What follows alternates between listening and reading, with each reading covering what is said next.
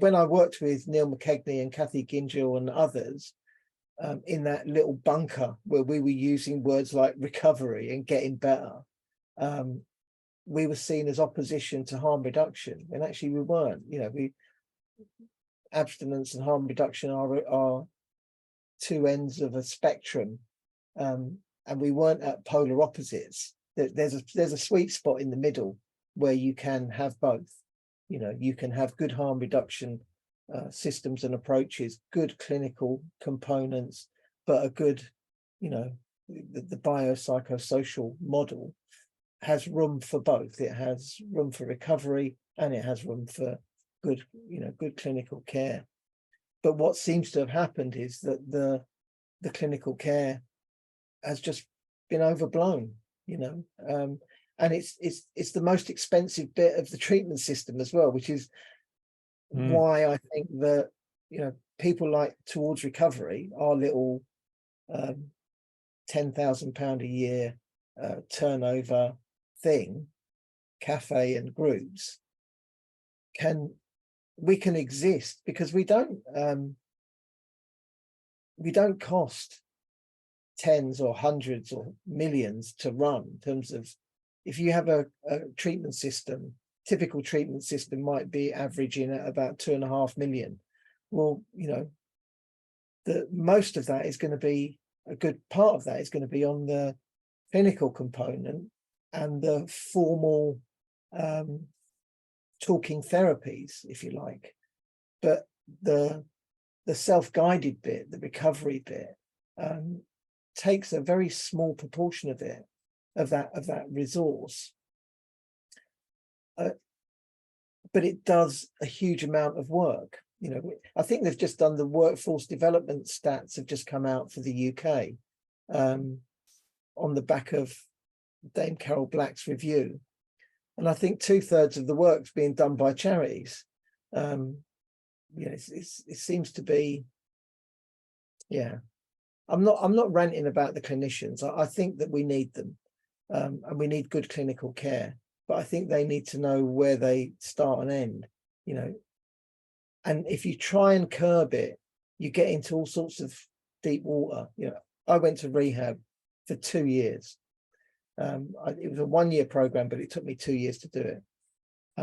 Now you can barely get 12 weeks in the UK. You can barely get funding for 12 weeks. And some places, detox is a nightmare as well. If you were to say, look, you can have rehab for as long as you need it, we'd only be doing what methadone does. In the UK, if someone said you can only have methadone for 12 weeks, there would be an uproar, because people can be on it for years.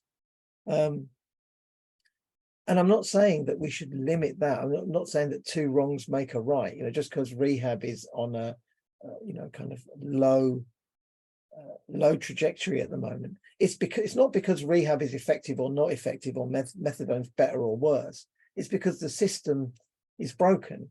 We buy our clinical and psychosocial contracts through the public health grant, and so we can commission them for 3 years or 5 years or however long we want. But we buy residential rehab outside of that budget. And so whenever there's any difficulty in terms of making the council budgets, meet the existing contracts, the treatment in the community gets protected because it's on a contract. Right. And the stuff that has not been purchased yet gets put off. And so, Dame Carol Black saw this and said, we need more rehab places. And so she's put more money in. But she hasn't defined that. She left enough loose ends for local authorities to be able to game the system. And some of them are doing that and coming up with a different interpretation of what rehab means. And so they're able to create community rehabs, which are effectively repackaged groups that the treatment in the community currently does. And it's not a genuine residential experience, or it's not a genuine community rehab that is independent from the other parts of the treatment system and helps people break through into recovery and then on into normal life, and jobs and all of that. It's a kind of parallel universe that people get stuck in.